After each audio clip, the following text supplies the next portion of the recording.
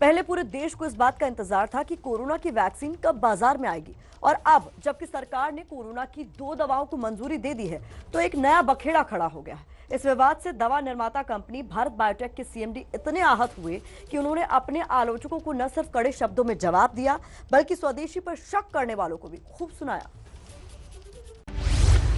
अपनी वैक्सीन के बचाव में कूदा Bharat biotech. Indian scientists are cheap people. You can throw the stones on them on anything you want to. स्वदेशी Covaxin पर सियासत से भड़के सीएमडी कृष्णा एला। Indian scientists want to bash on another Indian scientist. Maybe they want to prove that they're above Indians.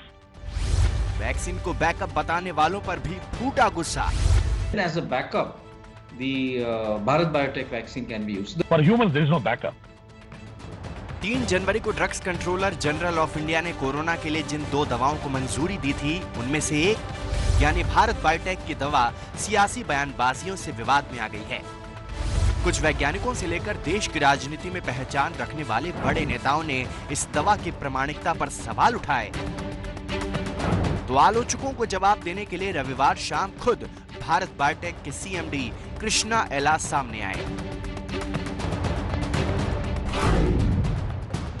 We have done a wrong, please point out.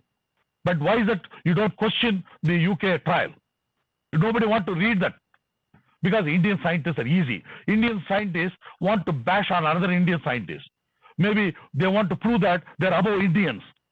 I don't know if they want to say above Indian, are they going to get a British passport or are they going to get American passport? I don't know why.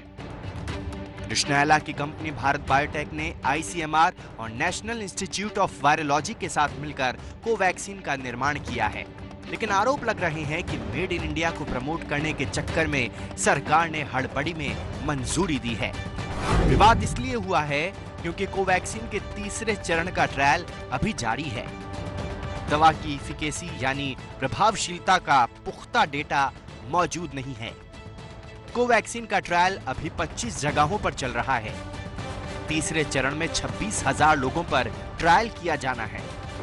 हालांकि सरकार Bharat biotech के साथ खड़ी है क्योंकि पहले और दूसरे चरण में दवा ने बेहतर नतीजे दिए हैं।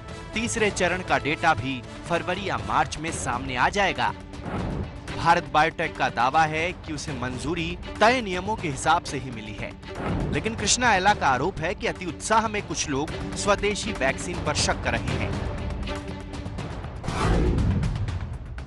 Now the vaccine is getting into political, so I want to state that very clearly. None of them, my family members, are involved in any political families or anything else. People question, oh, we are not transparent. I don't know what is transparency to me. When I put everything in the black and white like this, people still question transparent because Indian scientists are cheap people.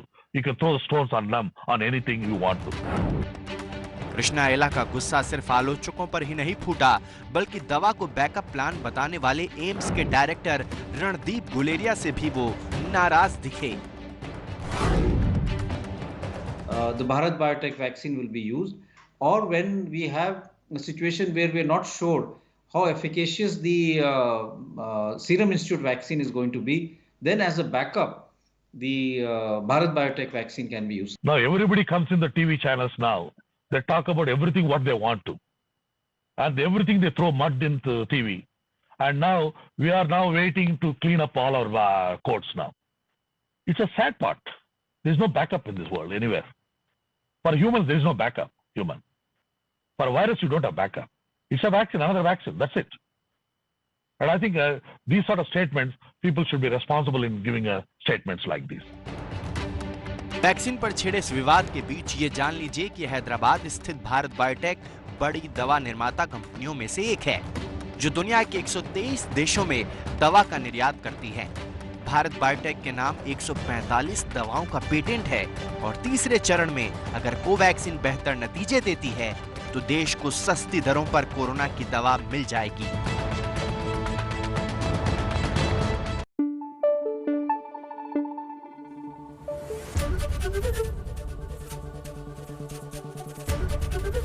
ABP news आपको रखे आगे।